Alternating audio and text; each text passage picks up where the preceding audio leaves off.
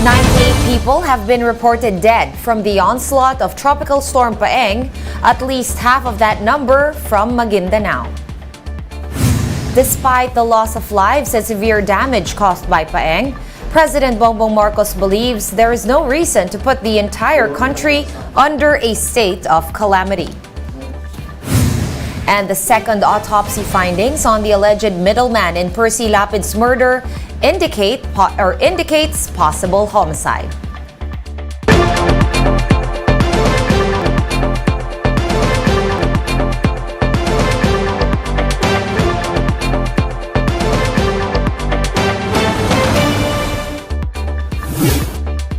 Fast, focused, and fearless. Here's a roundup of stories we're watching now. I'm Sean Yao. President Bongbong Marcos sees no need for a nationwide state of calamity despite the trail of destruction left by Tropical Storm Paeng. Mobile journalist Julie Baiza with the story.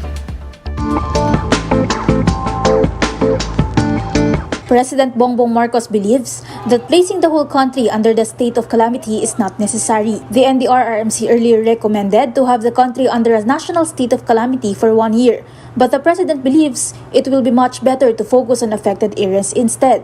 In consultation with the DNR, sabi niya hindi naman kasi extensive, very, how do we say, not naman isolated, highly localized. Thank you.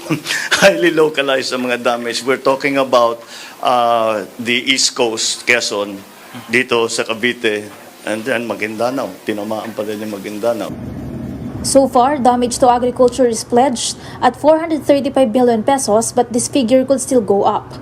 Makakatanim lang daw planting season ngayon dito, so baka magtatanim ulit.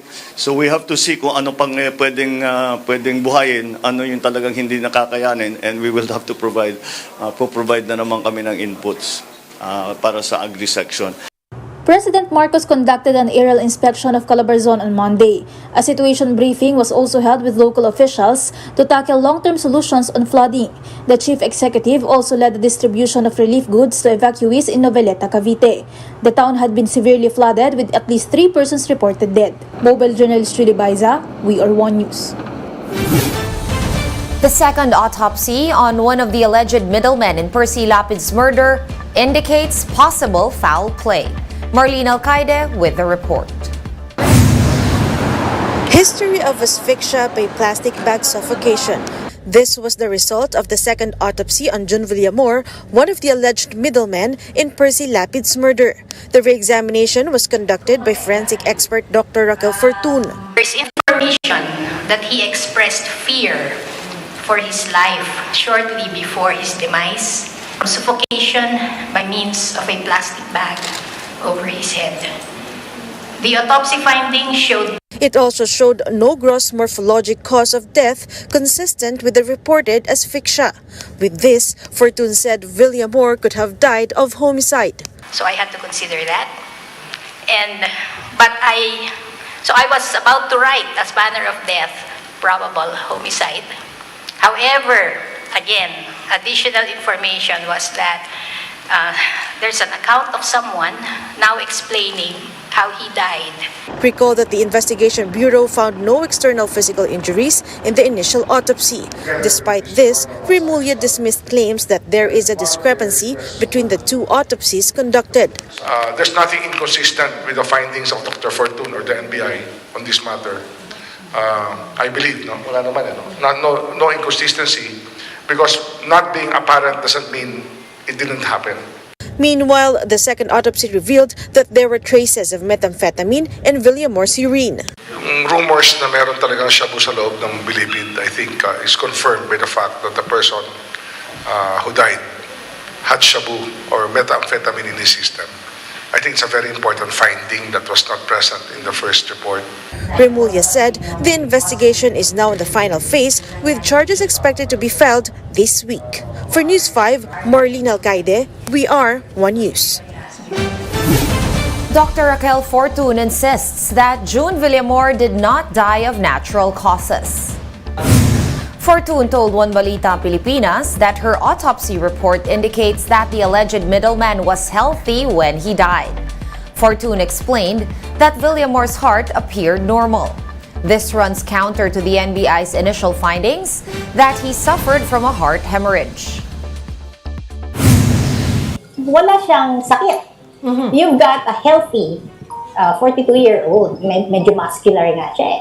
So, anong explanation mo for the cause of death? And that was the time when I was informed, teka muna, just a few minutes before he died, he was able to send a message that he sensed danger that he might die. But teka, pagka ganyan, baka to probable homicide. Before the family of slain broadcaster Percy Lapid, they welcomed the findings on the second autopsy on June Villamor. Speaking to us here on One News, Mabasa family lawyer attorney Berteni Causing said authorities can now start tracing suspects in the killing of Villamor, which could lead them to the mastermind in Lapid's or to the mastermind behind Lapid's ambush. Causing said they are currently waiting for the affidavit of June Villamor's sister in order to move forward with the case.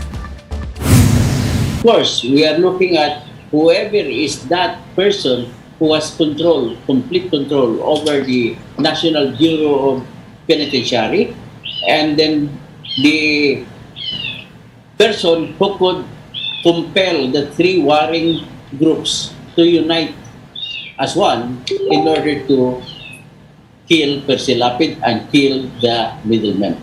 So we are looking at it positively that we can go with, that is a big headway or big leap as we said it for the first time. One News now will go on a quick break, but we will be back with more stories after that. Keep it here.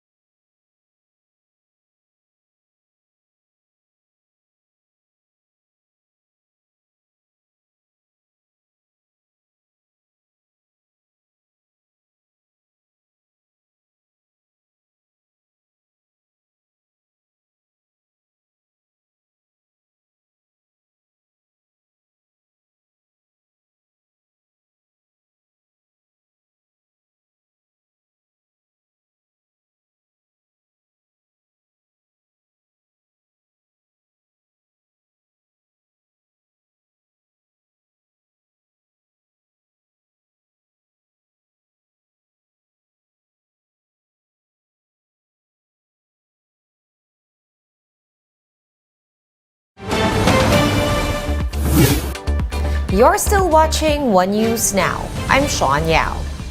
More than 60 people perished in Maguindanao after the onslaught of severe tropical storm Paeng. Here's the report. Residents in Datu Blasinsuat in Maguindanao del Norte made use of piles of bamboo as a makeshift bridge to enter the town. It's muddy and narrow, but people and motorcycles have no other option. All bridges going to the town had been damaged by severe tropical storm Paeng. Just like Magutay Bridge that connects this town to Upi. Water level at the Magutay River reached up to 10 feet. Bamboo and banana trees as well as other debris also piled up here. Kabulnan Bridge in the town of Datu Hofer, Ampatuan is also off limits to vehicles after waves crashed its foundation. This bridge was treated as part of the main highway for those who travel from General Santos City to Cotabato City. Overall, there are 7 damaged bridges in the entire Maguindanao province, making the delivery of relief goods and other forms of assistance more challenging. Humihingi ako ng paumanhin sa ating kababayan dahil nga po doon sa mga sirang daan na instead na 1 oras lamang dapat nandoon na, 2 oras lamang nandoon na dapat yung ating relief packs. Ngunit hindi po natin nagagawa yan dahil kinakailangan pa natin maghanap ng ibang daanan at yung 1 oras na biyahe nagiging 3 oras, nagiging 4 na oras. Evacuation centers are jam-packed, while others turn their vehicles into their own temporary shelters. Carlo Baladiang, a businessman based in Upi, has been giving away feeds and fertilizers for free. Despite being soaked in flood, he insists that it can still be used for backyard farming. Kaka-deliver lang nung ibang stocks ko doon sa kabilang store ko, ubos din lahat, lubog lahat. Wala, ito lang yung hanap buhay natin. Dali pa. Meanwhile, retired teacher Nancy waded through thick mud to go back to her house after the flood subsided. But she came home to mud-soaked appliances and furniture. Siyempre po, masakit. Siyempre, yung mga pinaghirapan. Siyempre, for loaning, nakakuhan kami ng mga gamit. Kasi ko bago malaka ako magre-retire. Siyempre, mag-retire ka, wala ka namang ibang gagawin. So, manood-nood. Yung refrigerator, buwanan ko yan hanggang natapos. Around 370 barangays in Maguindanao province have been affected by Paeng. Various sectors and the LGU are working hand in hand to provide necessities. For News 5, Mon Gualvez, we are One News. And Paeng has left the Philippine area of responsibility, but a new tropical storm is now under Pag-asa's close watch. Let's get some updates from Pag-asa forecaster Alzar Aurelio, who's joining us now on the line. Good evening, Alzar. Will Paeng continue to bring rains? Because it was still doing so across some parts of Luzon until this morning, this afternoon. Which areas are still affected of the moment? Hello and good evening. Yes, as of 12:10 in the afternoon, Paeng exits the Philippine area of responsibility. But its wide range affects some part of Luzon. So there is still tropical cyclone wind signal number 1 on the same area. The areas under tropical cyclone wind signal number 1 are Abra, western portion of Benguet, southern portion of Ilocos Norte, Ilocos Sur, La Union, central and western portion of Pangasinan, central and western portion of Tarlac, and northern and central portion of Zambales. And because of this area, we expect rain and some gusty winds due to tropical storm Paeng. And this said tropical storm expect to move away from the country, and by Tuesday, we expect all these areas will be lifted because the range or the area of the tropical storm Paeng will not affect some parts of the zone. While the tropical storm Queenie still traversing over Pacific Ocean east of Mindanao. As of 4 o'clock in the afternoon, the center of Queenie was at 695 kilometers southeast of Hinatuan, Surigao del Sur. It has a maximum sustained winds of 65 kilometers per hour, while gustiness of up to 80 kilometers per hour. Because it is too far away from the country, so there's no tropical cyclone wind signal on some part of the country, on some part of the country. We expect this Queenie will move generally westward towards Visayas and Mindanao. But based on our forecast track, by Thursday, we expect this Queenie will weaken into a low pressure area. But even though low pressure area, we expect the rain over Visayas and Mindanao, especially in the eastern section, because of the low pressure area on the coming Thursday this week. All right, thank you so much for those updates. That was Pag-asa forecaster Alzar Aurelio on the line. For more updates, visit News 5, The Philippine Star, and Business World online. Visit our website, onenews.ph, for more in-depth analysis. You can also catch One News on Signal Play. Register for a free account at www.signalplay.com and stream One News Live anytime, anywhere. I am Sean Yao. We are One News.